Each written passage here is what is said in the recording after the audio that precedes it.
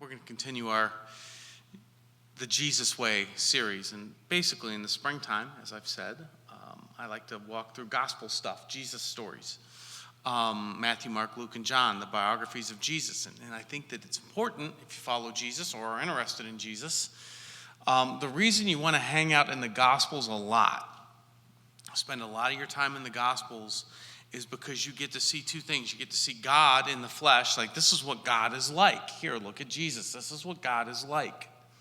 And then, if you follow Jesus, you have to do what he says. Like that's the idea of I follow Jesus means I actually live out his teachings. And so when we read the Gospels, we see what those teachings are and can say, okay, that's what I have to do. I have to follow his example and do the things he says. So it's kind of we see what God is like, and we know that we have to do what he does, and so that's why every spring I like to make sure that I spend quite a bit of time in the Gospels, that we as a church teach through that, because it's important like that. So, this morning's story, here's what I hope you'll kind of walk away with. Jesus didn't save people from a distance.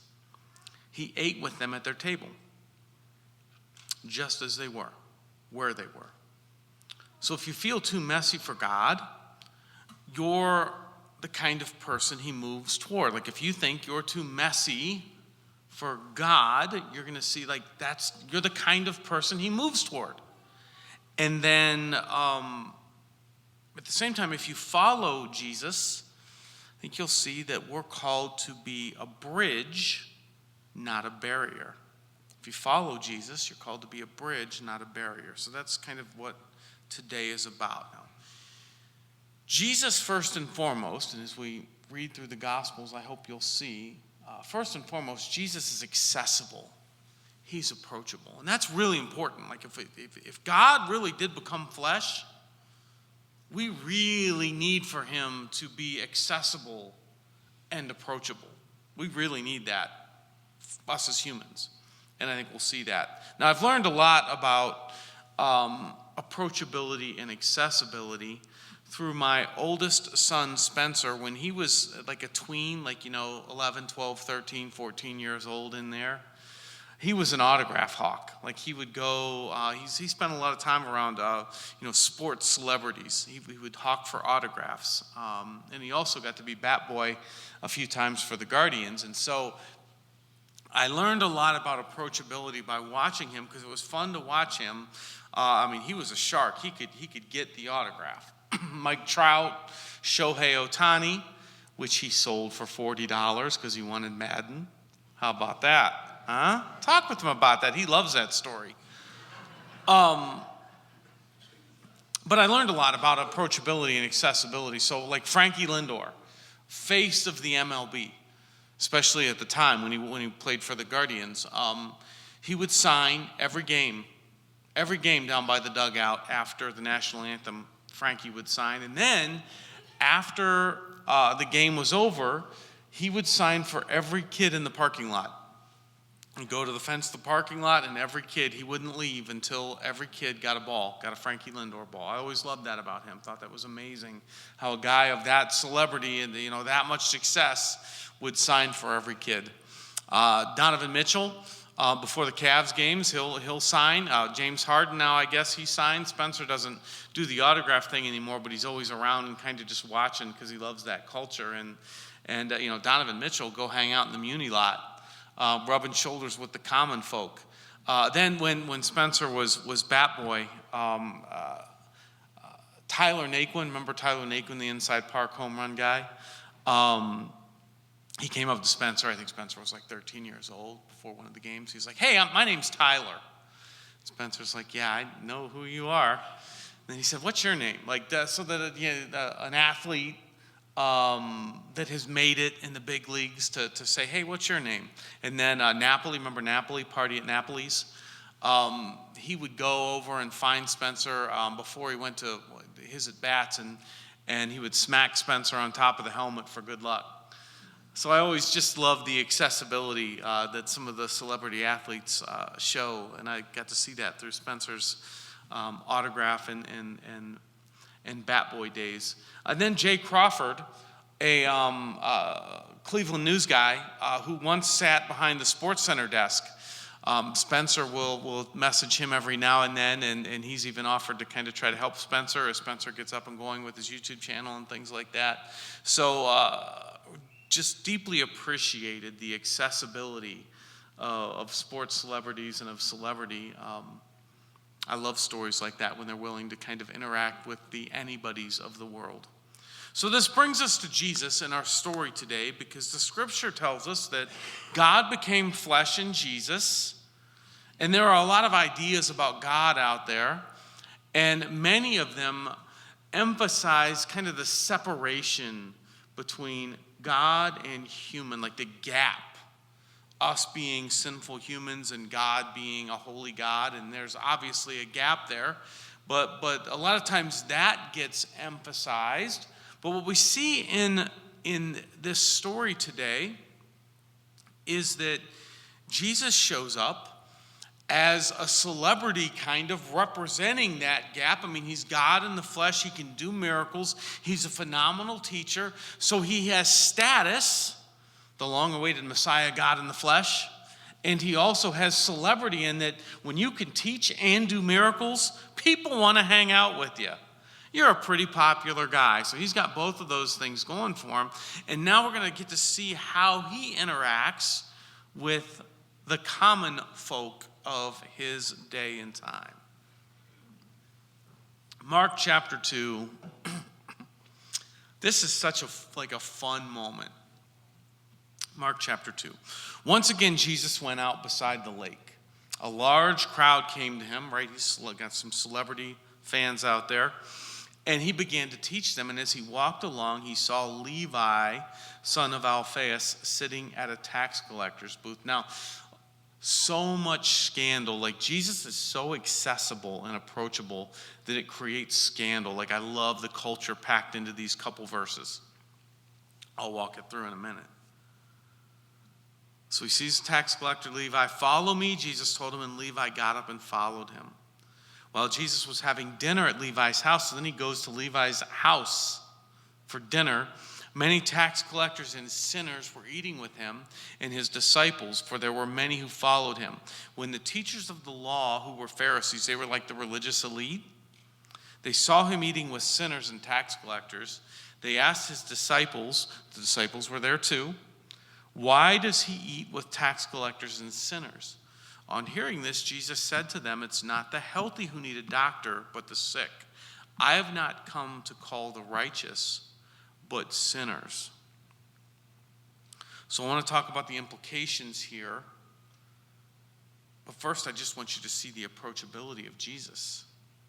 From the standpoint of like Levi and his buddies, Jesus shows himself not to be put off by their lifestyles. He's also not interested in rubbing shoulders with the religious elite. The Pharisees were the somebodies of Jesus' day. Jesus is content to hang with the nobodies. So Jesus is approachable. Now, I want to talk about some of the different categories of messes that Jesus is willing to kind of cross over into. Because there's quite a, this is a sticky situation that Jesus chooses to engage in this moment. This is a pretty spectacular mess here. This is some scandalous stuff in Jesus' culture. Keep in mind that Jesus comes from a culture where let me just walk through. Okay, first of all, Jesus is willing to engage in a moral mess here. The Pharisees call the table guests sinners. Now, in Jesus' day and time, very religious culture, Jewish religion was everything. It was the judge, jury, executioner. It was the education. The Jewish system was the culture. Read the Old Testament. That was the culture. And these people at the table were known as sinners. Now, every Pharisee, religious elite, everyone in Jesus' day would have called themselves a sinner. Like that was just a part of biblical language, recognizing that we were all sinners. But there were certain people who engaged in lifestyles that as a lifestyle was out of alignment with the scriptures. So they were kind of like, yep, I know this is not aligned with scripture. I'm doing it anyway. Those were the people that were categorized as sinners. So the Pharisees and everyone else would have said, yeah, I'm a sinner, you're a sinner, we're a sinner. But then there's those people who are kind of like, yep, I'm doing it anyway. Jesus is at a table with people that are saying, yep, this is my lifestyle. I don't care what you think, I'm doing it anyway. Now, the idea of table in Jesus' day and time, table was almost a verb. You tabled with somebody, and that implied, and I got to be careful how, like, don't hear what I'm not saying. Okay, it implied acceptance, like you accepted them as they were. I'm not saying that Jesus was like, your lifestyle is awesome, or, yep, you're fine, it's fine to do what you do. Okay, you did not hear that at Polaris Christian Church. I'm not saying that Jesus was good with their lifestyle. I'm saying that clearly implied by him eating at their table in their house, that he accepted them, showed love and connection with them where they were as they were. So did I say Jesus was okay with a sinful lifestyle? No. But he was willing to cross barriers and meet them where they were, expressing at least some level of acceptance for them where they were. So morally, this was a mess. And Jesus created the mess by engaging with the mess. Socially, and I mentioned this, socially, Jesus clearly aligns with the misfits because the Pharisees were the spiritual cool kids. Okay, they were the people with clout and knowledge. In terms of like behavior management, they checked the boxes. Their hearts were a wreck in terms of like their hearts were far from God, many of them. But behavior, they had their behavior aligned with the scriptures. They were the smartest, the wealthiest. They were the spiritual cool kids. Levi and his buddies were the spiritual rejects. Jesus sat at that table. Could have sat with the somebodies. Instead, he sat with the nobodies. A lot of social implications there. In terms of religion, think about this. Judaism was the religion of Jesus' culture. Roman, pagan, temple worship and culture was like totally not in. And Levi was a tax collector taking money from Jewish culture and giving it to pagan government, which would have worked portions of it at least to help build pagan temples and pagan festivals. So you can see that, like, in terms of religion, this was a mess that Jesus created by stepping over the gap, by being the bridge, by having the dinner, okay? And then politically, can you imagine a time where there were thoughts about how faith and politics interacted and where you were looked at politically for how you responded spiritually, and people had ideas about what as a Christian or as a follower of God, how you should vote and think and act? Imagine that. Well, it happened back then. Of course, it happens today as well.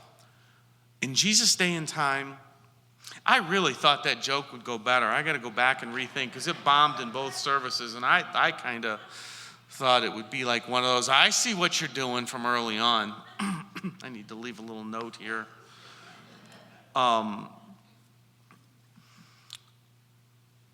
Roman government, essentially took over governing the Jews in their own territory. Rome was hated politically.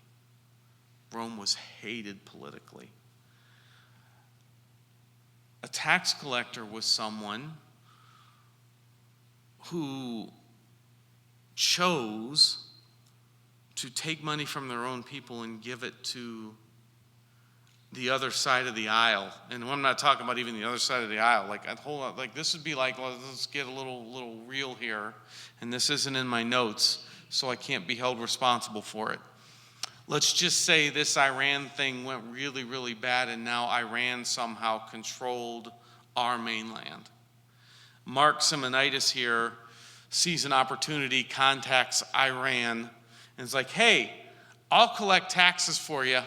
I'll go from door to door and get money from our people and give it to you, and then you upgrade my house and pay me and put me in a nice car, and I'll do that for you.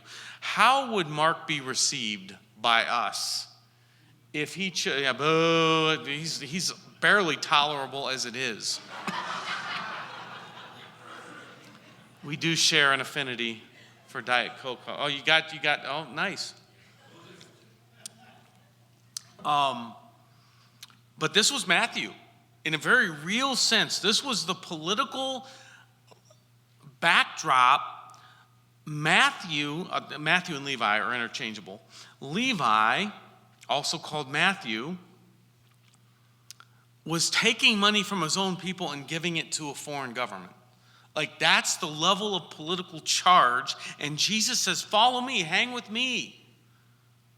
So we have problems these days with people who don't vote like us.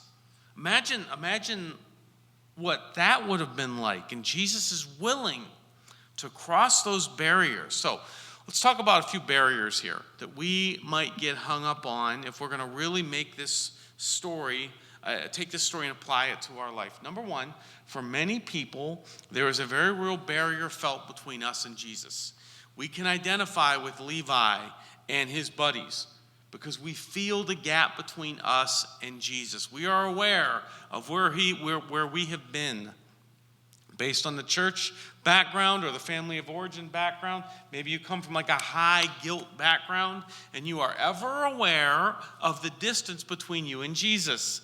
And that's kind of okay.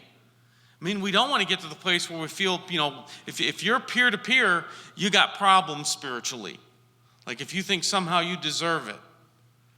But if you sense the distance and you feel like I could never connect with Jesus and I'm disqualified, Jesus would never want to connect with me, this story speaks to that. So I want you to think about, is the barrier there, and does it keep you down spiritually where you are aware of the gap between you and Jesus and you feel like there's distance? Because this story kind of says that the only distance was the physical distance between the Jesus seat and the Levi's seat. The hearts were reaching out and connected. Like there was a bridge there. There was no real distance between Jesus and these people who were far from God. He bridged that gap by eating at the table. Another gap we may feel is between us and others. This has to do with following Jesus, and part of Jesus' example is he bridged the gap. He invited people, he was invited to tables, and he invited people to the table, and he was good eating with people who were not like him. And that can create some problems in our life.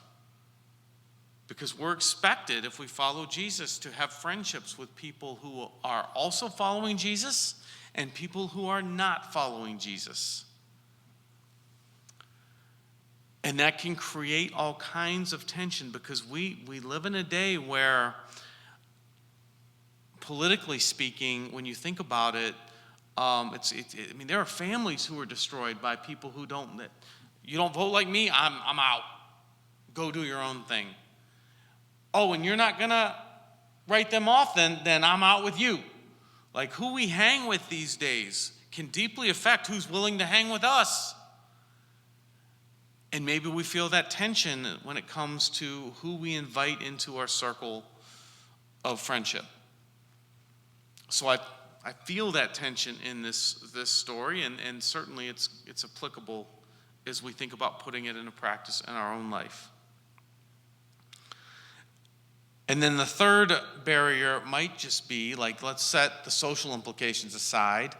Maybe you don't necessarily, you can deal with the grace thing. Like, I know I can connect with Jesus, and I don't care what people think about me and with who I hang out with, but maybe it's just kind of you in the mess of like, I don't really want to hang with them because it's going to be awkward. I don't know what to talk about with those people. So there's all kinds of barriers that this story kind of exposes. And it's important when we read the scriptures to think those through. Where do we struggle with the kinds of cultural issues these stories expose? And now, let me close with a few takeaways. Here's a few takeaways from the stories, because maybe you're like, yeah, that's the barrier that I most connect with. What do we do about it? Well, number one, let's talk about the one that's most important to me, and that is, if you feel that you are disqualified from Jesus, like let's say you resonate with that barrier, you feel like you are disqualified from Jesus, I want you to think about what Jesus said here. It says in Mark 2:17, on hearing this, Jesus said to them, like the people pointed out, hey, those people are way out of line with the way they live. Jesus said, it is not the healthy who need a doctor, but the sick. I have not come to call the righteous, but sinners. If you even begin to think that you are too spiritually sick for Jesus, what you see here is Jesus saying, I came. The mission, the reason I came was you in your spiritual sickness. So I hope that you can move past that. If you feel disqualified from Jesus, you are, just like I am. Jesus moves toward us in our spiritual sickness. So your homework is to read the Gospels, Matthew, Mark, Luke, and John, a couple chapters a day, 10 minutes a day, a couple chapters a day, Matthew, Mark, Luke, John, and look at the kinds of people Jesus hangs out with and interacts with and accepts. This is God's way of saying connection can be made. You are not too far gone. Jesus came to connect with the spiritually sick. Now, moving on. Application number 2, your table must include messy people and people who follow Jesus. You need to have both kinds of people in your life. Now, at Polaris, we break it down to 3 T's, treasure, table, towel. If you want a growing friendship with Jesus, treasure is our connection with Jesus directly. Table is our connection with others. You need to have people who are walking with God alongside of you and people who are far from God, both of those. And when you can, connect them together. And then towel is servanthood, treasure, table, towel. You can have connection with Jesus directly, connection with others. That's a part of the spiritual growth too. And towel is servanthood. When it comes to table, try to eat at the table, literally and metaphorically, with people walking with Jesus and people who are far from God, and mix those together whenever possible. Relationally speaking, create that Levi moment of, I found Jesus and I'm going to bring other people, and he's got the disciples there too. So you got people pursuing Jesus and people far from Jesus, and they're all together at one table. Create those moments. Now, I really want to tell you, if this is all brand new to you, like if you are just learning about Jesus and feel like you're not far along, you have a great opportunity. Start from where you're at and just invite people to know Jesus the way you know him. Invite people to church with you. I found this new place. It's really working for me. Why don't you come with me on a Sunday? People who know where you were and know what you found and how it's working for you. Levi didn't pass a theology test before he invited friends to Jesus.